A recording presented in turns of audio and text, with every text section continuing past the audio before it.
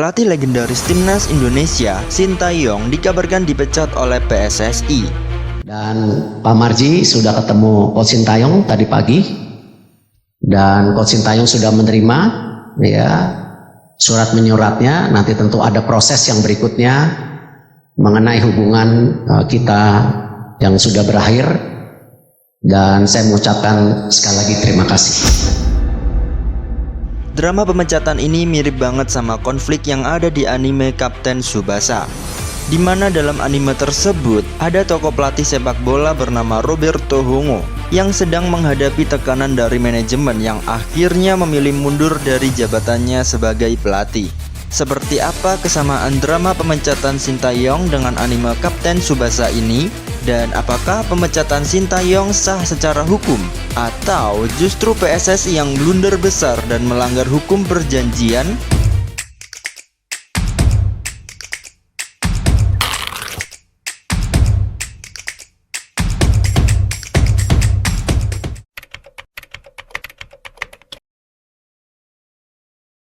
Dalam anime Kapten Tsubasa, ada satu konflik menarik ketika pelatih Roberto Hongo menghadapi tekanan berat dari berbagai pihak. Roberto Hongo harus meninggalkan tim karena kondisi kesehatan dan dinamika dengan manajemen. Situasi ini sedikit mirip dengan rumor pemecatan Sintayong yang diisukan terkait kinerja tim dan perbedaan visi dengan PSSI.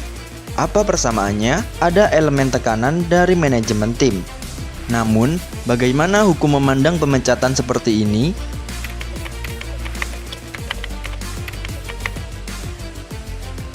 Dalam hukum olahraga, pemecatan pelatih biasanya diatur dalam kontrak kerja. Ada beberapa klausul yang penting untuk diperhatikan. 1. Kinerja tim. Jika pelatih gagal memenuhi target tertentu, seperti menang di turnamen besar, pemecatan bisa dianggap sah.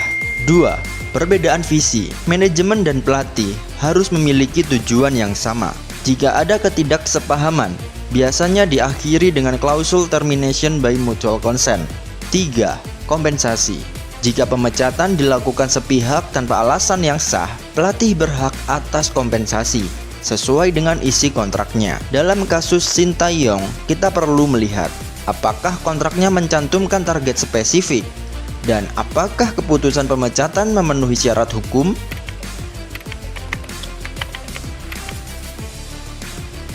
Dalam Kapten Tsubasa, pelatih Roberto memilih mundur untuk kepentingan tim, bukan karena pemecatan. Namun cerita ini menggambarkan pentingnya komunikasi antara pelatih dan manajemen. Anime ini menunjukkan bahwa pelatih harus diberi ruang untuk menjalankan strateginya tanpa intervensi yang berlebihan. Dalam konteks hukum, ini bisa dianalogikan sebagai pelaksanaan kontrak yang baik. Jika manajemen terlalu banyak ikut campur, itu bisa dianggap melanggar implied terms, yakni ketentuan-ketentuan yang tidak tertulis dalam kontrak tetapi dianggap bagian dari kontrak berdasarkan hukum, kebiasaan, atau kebutuhan untuk memenuhi maksud para pihak secara wajar dalam kontrak kerja.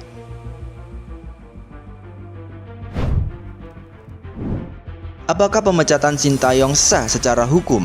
Jawabannya bergantung pada isi kontraknya dan bagaimana proses pemecatan dilakukan. Dari anime Kapten Tsubasa, kita belajar bahwa hubungan antara pelatih dan manajemen harus berdasarkan rasa saling percaya dan tujuan yang sama. Gimana menurut kalian?